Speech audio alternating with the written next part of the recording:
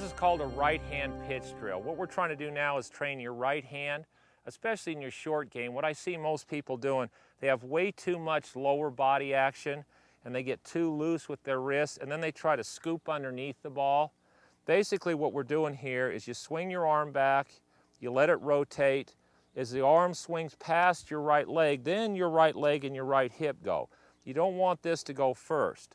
So it swings down through the ball.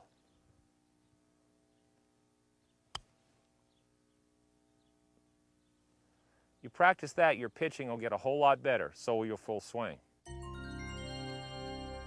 going to do what's called a hinge drill. This drill is so valuable to so many people because it teaches you how to hinge your wrists. Basically what you do is you get set up to the ball, then you hinge the club up to parallel to the ground. Then your arms swing back, the club head hinges then over your hands, then everything goes over your shoulder, then back down into the ball, and then back up on the follow-through. Now that hinging, you can do it here. You can also make that same drill give you a feel for where you need to be on the follow-through. So from this angle, when you hinge the club up, as you swing it back, the grip end of the club goes straight back. The club head then breaks above your hands, then goes over your right shoulder, and then down into the ball. So we're going to hinge the club up, swing it back, hit the ball. That's a very valuable drill for almost everybody. There really isn't a name for this drill, but it's just how to learn how to control the grip end of this club and the relationship it has to the club head. What you're going to do is choke up on the club, clear down to the metal, so there's quite a bit of club sticking out at this end. You make your backswing. Now as you come down to the ball, about the time the grip end of the club gets even with your left leg, this then stops and the club head passes. And if you notice, the grip end of the club almost looks like it reverses directions.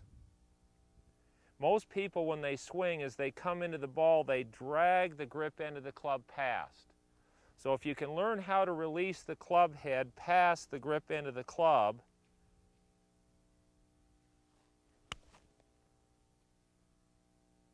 you might become a pretty good player.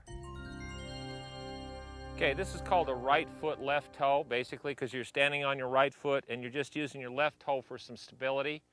This is to try to teach you how to feel, to get to the top of your swing and start the club down without leaning forward or without pushing off too soon.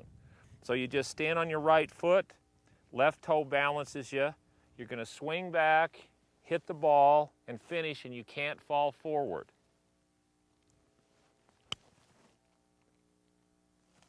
That's a really good drill to do with your driver to help you hit your driver better. The next one's called a left foot, right toe. Stand on your left foot, use your right toe to balance you. Now this is going to help you to hit down on the ball. It's also a really good drill to get you to release the club in front of you. So you stand on your left foot, your right toe balances you. You're going to make a backswing, hit the ball, no falling down.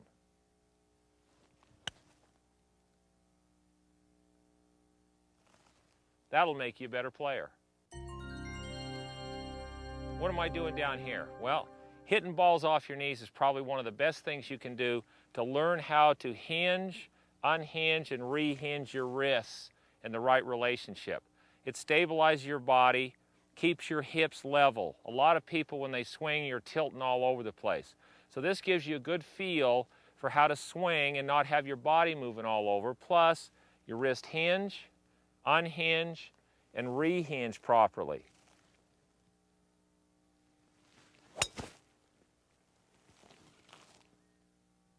That's almost as far as I can hit it standing up. Make you a better player. What a comfortable spot to be in. But you know what? Sitting in a chair, you can actually learn a lot about your golf swing.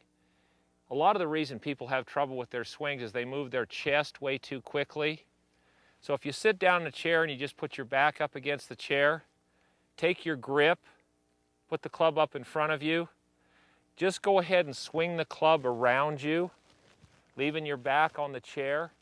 That's basically what should happen in your golf swing, from right here in your downswing to right there in your follow through. Now my chest is moving, it's just not moving very much.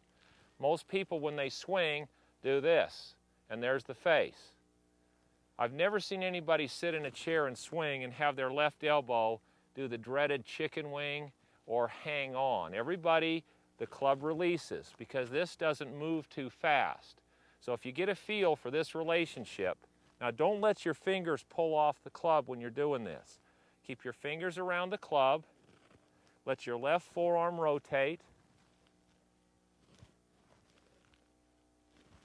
If you get a feel for that, if you were to stand up, do the same thing here. If all I did now was bend down to the ground, did the same thing, that's a major part of your golf swing. If there was ever a drill that combined more things into one swing, I don't know what it would be. This is called a four-step drill. People are always looking, how do I make a swing where I can stay relaxed, where I can work on my turn, where I can get a feel for the path my arms need to come in on, feel what my hips do. This drill, if done right, makes you feel or allows you to feel, helps you feel what those are. So what we're going to do is you're going to set up to the ball, you take the club and you hinge the club all the way up to your shoulder. Your arms are relaxed, elbows are on your side, hands are in the center of your body. You turn back so your hips turn level. Your chest is now over your right foot. Then all you do is move your hands away from you, so they're over your right shoulder, and then you're going to swing down into the ball. So if you watched it from this angle, you set the club on your shoulder, elbows are on your sides and relaxed. You turn back, you move your hands away from you over your right shoulder, and then you're going to swing down into the ball. 1, 2, 3, 4. That'll help you with a lot of things in your swing. This is called a walkthrough drill. What this drill helps you do is a couple of things. One, because we're going to start with the first ball and hit, and then we're going to have to walk into the second one, so we're going to keep moving. What that does is you can't get out of sequence with your hands, arms, and the club. The club has to stay in rhythm with you. Plus, as you're stepping, as you're walking down, it helps you to learn how to make a transition with your lower body, a real small one, without your shoulders going with you. Because if your shoulders go, you won't be able to get back to the next ball. So the key is just to keep going.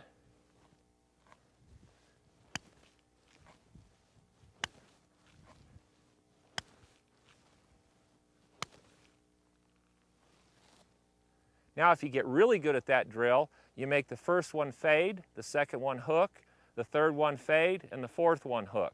When you can do that, you know how to use this. This is called a barefoot drill for obvious reasons, no shoes on. Your shoes give you a lot of stability. If you take your shoes off and hit balls, if you can maintain your balance without your shoes, when you put your shoes back on, it's like cheating. Now, what we're going to do here to make this a little bit easier, concentrate on your toes. If you try to grab with your toes, if they grab the ground, it'll throw you off balance or you'll slip. Or if you swing back and your toes lift, you're sitting back too far. So you want to keep your feet, your toes, really quiet. And you make this swing back and swing through, and you only go as fast as you can keep the balance in your feet. So we're going to set up, make a nice smooth swing, keep your toes quiet.